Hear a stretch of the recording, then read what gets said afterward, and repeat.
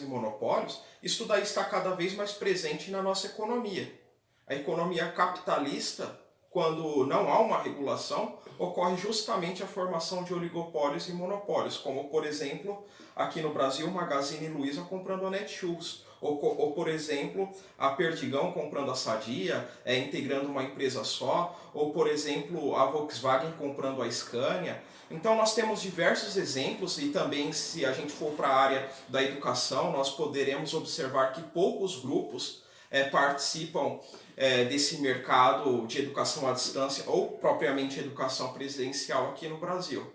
Então esse discurso dos liberais de que quanto mais capitalismo vai ter mais concorrência e a chance de você crescer é grande, na verdade é falso, porque o grande vem, abocanha o pequeno e o pequeno fica sem nada, vai viver de renda mínima novamente. Né? Ou então é facilmente quebrado, porque um pequeno jamais pode competir em preço e qualidade com o grande. Não, então, aí também você tem a questão de que o grande, como você falou, que o pequeno não tem condições de competir com preço, qualidade nem tecnologia. E o grande, geralmente, quando ele absorve o menor, ele desemprega muita gente, porque ele passa a adotar uma política totalmente diferente. O que nós vemos hoje, igual o bancário. O bancário daqui a uns anos não vai existir. Hoje você faz toda 90% das operações, você faz via aplicativo. Então, em breve, após essa crise de pandemia, você vai ver muitas agências bancárias sendo fechadas e o bancário vai ser mandado embora. Esse cara que vai receber o renda mínima, se ele tiver se enquadrado dentro daqueles requisitos do governo, porque essa geração dos 40 anos de idade aos 50, esses caras não vão conseguir recolocação mais no mercado. O que você isso se enquadra então no renda mínima? Nem os de 40, nem os de 20, porque você pega no Brasil e até na Espanha, o maior desemprego é até jovens de até 30 anos. Então o jovem sequer recém-formado, né? Às vezes com formação acadêmica o jovem não consegue. O jovem sequer está conseguindo entrar no mercado de trabalho. Então o cara chega com 35 anos e não tem experiência. Por quê? Porque não está surgindo novos empregos. Então é o que eu falo, o cara que se formou no ensino médio em 2014 aqui no Brasil, nós tivemos sucessivas crises. Como que esse cara vai ter experiência hoje, em 2020? Né? Nós tivemos aquele período eleitoral em 2014, depois nós tivemos impeachment, depois nós tivemos o presidente Temer com várias denúncias do Joesley, aí depois nós tivemos uma eleição conturbada em 2018, Bolsonaro ganhou, tivemos a pandemia do coronavírus. Então, como que o jovem, sem experiência nenhuma, que se endividou muitas vezes no FIES, ou gastou toda a sua economia para poder estudar, vai se colocar no mercado de trabalho sem ter experiência e cada vez o mundo produzindo menos emprego e mais serviço. Ou seja, cada vez tem mais mercadoria para você comprar, mas cada vez você tem menos dinheiro para comprar essas mercadorias. Então, nós estamos num estágio que ou aprova renda mínima, ou então vai ter uma convulsão social, conforme diversos especialistas já falaram.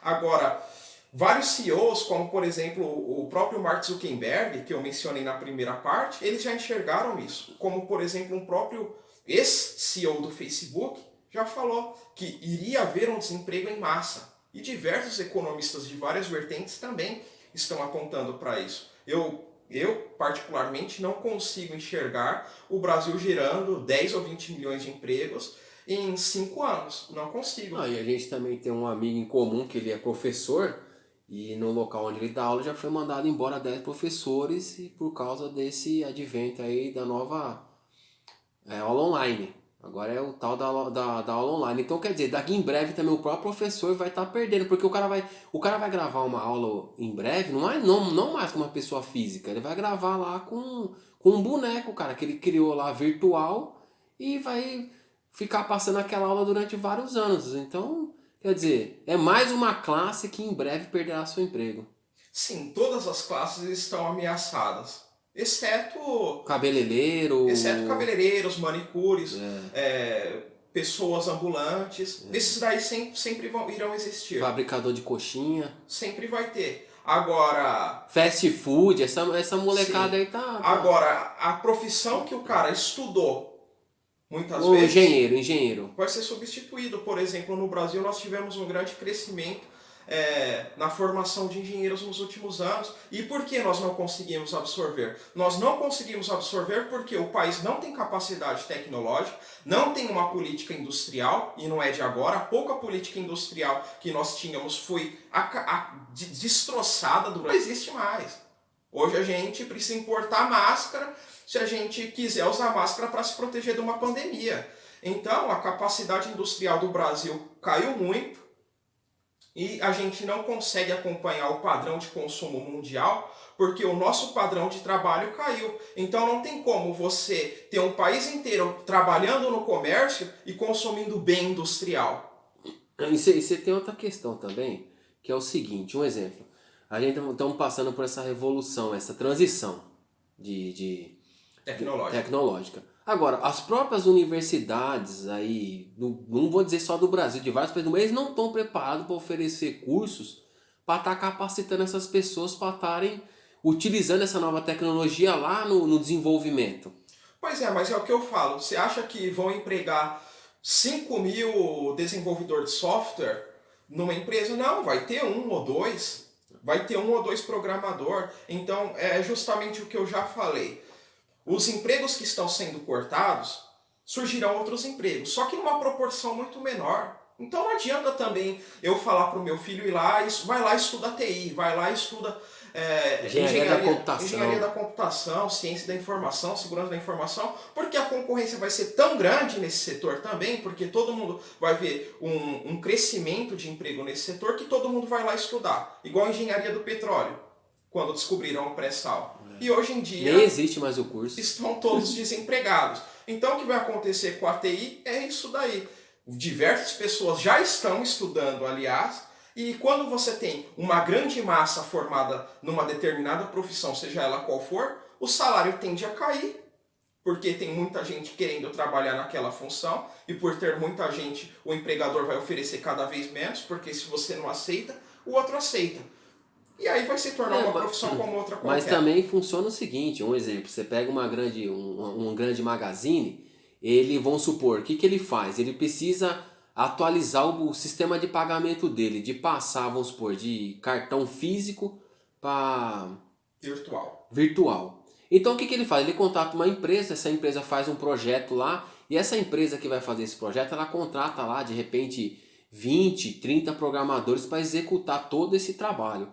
Após, sei lá, 12, 15, 18 meses, essa galera é mandada embora. E eles vão procurar novamente recolocação no mercado. E cada vez vai diminuindo mais, porque quem fez um projeto que investiu milhões e demorou 1 ano e meio, no ano seguinte ele não vai investir de novo. Ele vai demorar 6, 7 anos até surgir um novo sistema de pagamento, um pouco mais moderno daquele que ele está utilizando, para ele reimplantar novamente. Sim. E 12, 15 ou 18 meses, como você disse, é até otimista. Não, ele tem que e outro, ele tem que recuperar o capital que ele investiu. É até otimista, porque nós temos já na Inglaterra casas que são alugadas semanalmente.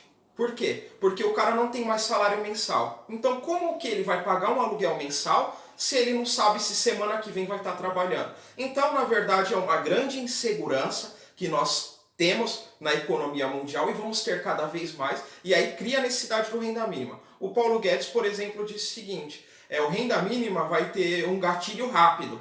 O cara que está trabalhando e parou de trabalhar já passa a receber o renda mínima sem muita burocracia. Por quê? Porque ele sabe, compreende de que a economia está cada vez mais volátil, instável e sem segurança. Então você tem um emprego hoje não significa que você vai ter amanhã. Você tem um padrão de vida hoje não significa que você vai ter amanhã. Então o renda mínima, na verdade, é algo que veio para ficar, não é algo passageiro. É algo que veio e vai ficar durante aí, sei lá, durante muitos anos. Vai ficar durante várias gerações. Até que haja alguma revolução, haja alguma ruptura com o sistema. Agora veio para ficar. Até porque o renda mínima vai fazer com que pessoas no futuro diminuam a quantidade de filhos. Quer dizer, o cara... Você me lembrou uma coisa muito interessante. Com o renda mínima vai começar também um propagandismo massivo de um malthusianismo. Porque quanto mais pessoas existirem em cada país, cada vez mais o governo vai ter que pagar para essas pessoas que serão classificadas perante o governo como inúteis e serão significados de gastos ambulantes.